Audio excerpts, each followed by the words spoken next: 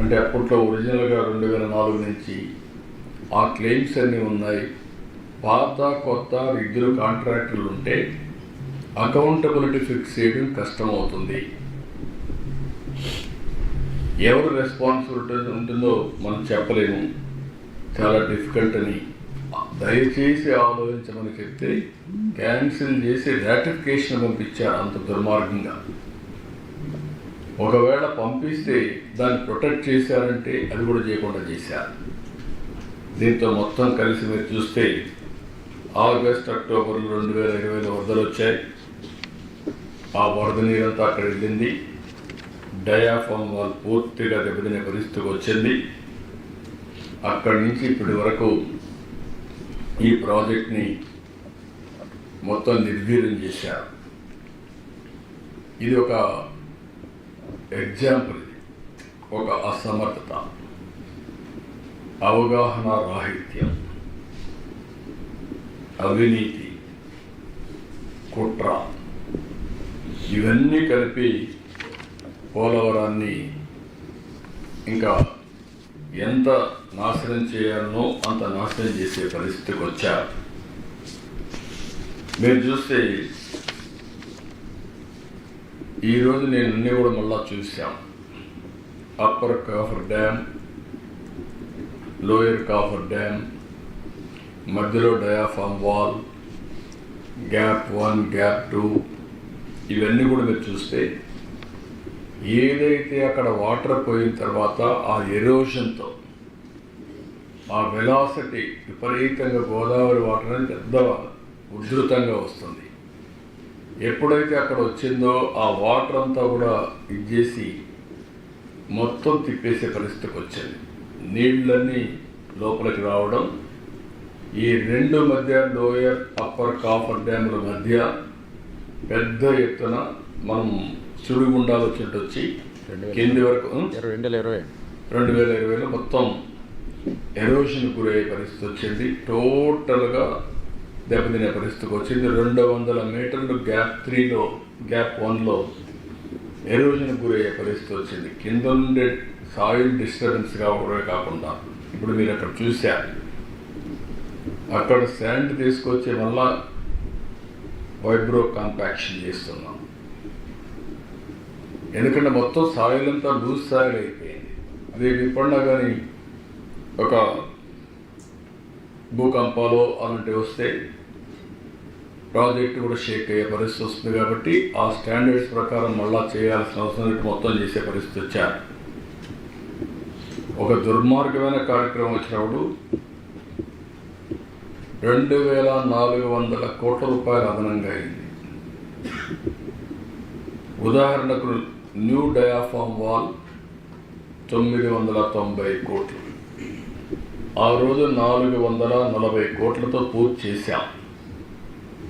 More than double అయింది.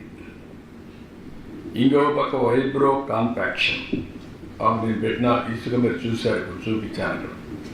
836 కోట్లు అయింది. శాండ్ ఫిల్లింగ్ 363 కోట్లు. అదే మరి డీ వాటరింగ్, ఆ వాటర్ వస్తూ ఉంటే ఆ వాటర్ అంతా ఇచ్చేయాలి కాబట్టి ఒక 50-60 పంపులు పెట్టి వాటర్ డీ వాటరింగ్ చేస్తున్నారు. 211 కోట్లు అయింది. మొత్తం కలిస్తే 2400 కోట్ల రూపాయలు ఖర్చు అయింది, అదనంగా అవుతుంది. ఇది కాకుండా అప్పటికి ఇప్పుడు కాస్ట్ ఎక్స్కలేషన్, ఏదైతే సిమెంట్ ధరలు పెరిగాయి, మిగిలిన రేట్లు పెరిగాయి, లేబర్ పెరుగుతుంది, ఇన్ఫ్లేషన్ ఉంది, అవన్నీ వస్తే అది కూడా పెరిగే పరిస్థితికి వచ్చింది. ఇంకొక పక్క గవర్నమెంట్ ఆఫ్ ఇండియా ఇచ్చినటువంటి 8242 కోట్లు ఇస్తే 2334 కోట్ల రూపాయలు డైవర్ట్ చేశారు. డైవర్ట్ చేసి ఒక 2000 కోట్ల రూపాయలు పెండింగ్ బిల్స్ పెట్టారు. దీంతో పనిచేయడం కూడా ఆపేశారు. ఎటు పనిచేయడానికి కూడా వీలు కాదు. ఏదైతే ఐఐటి హైదరాబాద్ వీళ్ళు తర్వాత వీళ్ళు వదిలిపెట్టేస్తే సిడబ్ల్యూసి ఆర్డర్ చేసి ఐఐటి హైదరాబాద్కి మొత్తం ఎగ్జామిన్ చేయమంటే వాళ్ళు వాస్తవం చెప్పే పరిస్థితికి వచ్చారు. డయాఫామ్ వాళ్ళ డ్యామేజ్ అవన్నీ కూడా వాళ్ళు ఎస్టాబ్లిష్ చేసే పరిస్థితికి వచ్చారు. ఆ తర్వాత కూడా నిర్ణయం చేయకపోతే అది ఎక్కడికెక్కడ ఉండిపోయే పరిస్థితికి వచ్చింది. ఈరోజు యాక్చువల్ పరిస్థితి మీరు చూస్తే ప్రాజెక్ట్ సివిల్ వర్క్స్ అన్నీ 71.793 ఆ రోజు మేము చేశాం. 3.84% మాత్రం వాళ్ళు చేశారు. ఇప్పుడు వచ్చిన తర్వాత మళ్ళీ అన్ని ఘాట్లో పెడుతూ 1.02 చేశాం. 76.79% అయింది. అదే మరి Polavaram right main canal, left main canal, ఇంకొక పక్క ఎల్ఏ అండ్ R&R ఇవన్నీ కూడా చేయాల్సిన అవసరం ఉంది. వీటికన్నిటికీ మీరు ఒకసారి చూస్తే మొన్న ఎన్నికల అవుతాను ఒకసారి వచ్చి చూసాం. అప్పటికి ఇంటర్నేషనల్ ఎక్స్పర్ట్స్ని వేశారు. వాళ్ళు పూర్తిగా అప్పటికి కంప్లీట్ చేసే పరిస్థితులు లేరు. ఆ తర్వాత రిపోర్ట్ ఇచ్చారు. ఆ రిపోర్ట్ వచ్చిన తర్వాత నేను కేంద్ర మంత్రి దగ్గరికి వెళ్ళాం, ప్రధానమంత్రి గారికి చెప్పాం, ఇంకో పక్క ఫైనాన్స్ మినిస్టర్ రిక్వెస్ట్ చేశాం. 12,157 కోట్లు ఏదైతే ఫేజ్ 1, వీళ్ళు ఎప్పుడు ఈ ప్రాజెక్ట్ ఫేజ్ 1 లేదు, ఫేజ్ 1 కూడా క్రియేట్ చేశారు. 41.25 క్రియేట్ చేశారు.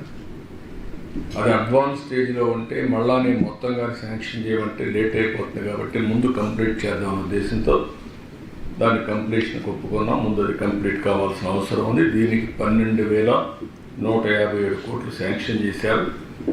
2,315 కోట్లు డబ్బులు కూడా రిలీజ్ చేశారు. అదే మరిగా దీని మీద ఆ డబ్బులంతా కూడా మనం వర్క్లు కూడా స్పీడప్ చేసాం, బకాయిలన్నీ క్లియర్ చేసాం.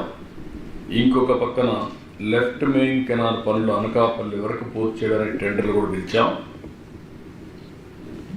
ప్రాజెక్ట్ని పూర్తిగా కంప్లీట్ చేయడానికి ఒక యాక్షన్